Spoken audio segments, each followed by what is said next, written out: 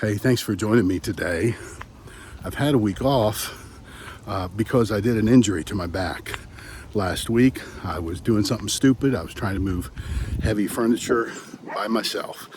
And the combination of trying to move a big leather sofa and a mechanized recliner really did injury to my back. It was a big reminder that I'm not as young as I used to be, nor as spry.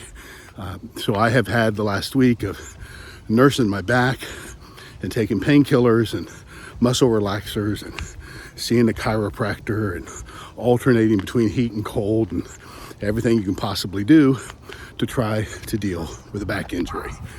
And I'm getting better. I'm not 100%. I still feel it. I'm feeling it right now on my walk. But I bring it up because it reminds me of what I want to talk to you about today. And that is sometimes someone will bump into us when we have an injury, whether it's in our back or maybe a wound on our arm or a place where we had to have some surgery, some minor surgery on the leg, and someone bumps into you in a place of injury. And when they do, you let out a holler. You react because they touch the wound. They touch the wound, a place where you already feel vulnerable, a place that's already tender on your body.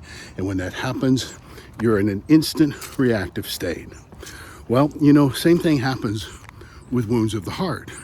I'm sure at times you've had a conversation with a spouse or a friend or family member or neighbor, and you said something, it was totally innocent, and next thing you know, they are letting you have it. I mean, their reaction is huge. They turn a nickel event into a $100 event because what happened was you touched the wound. Now, always remember, I've said this many times, anger is never the first emotion that we feel. The first emotion we feel is hurt, fear, or frustration. Anger is a secondary emotion. So the first thing we feel is hurt, fear, or frustration.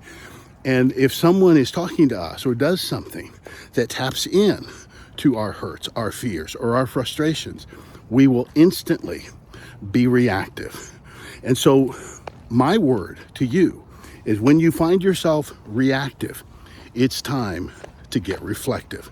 You need to ask yourself, what is it about what this person has said or done that is tapping into my hurt?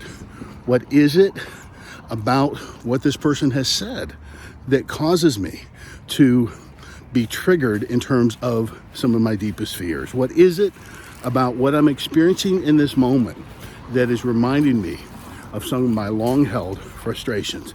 Because I promise you, those emotions, talking about asking yourself those questions, are more likely to lead you to the source of your pain than asking yourself, why am I so angry? Because anger is just there to protect you. Anger is like M&Ms. It's like the tough outer shell to protect that gooey center. Well, anger serves in that way in our life. It's the way we protect ourselves when we feel vulnerable in terms of areas where we've been hurt, areas where we have fear, or areas where we're feeling frustration. So when you're angry, when you get reactive, if you become reflective, you are more likely to identify the growing edge of your spiritual life. We don't want to have buttons in our spirit that others can push and instantly put us in a reactive state.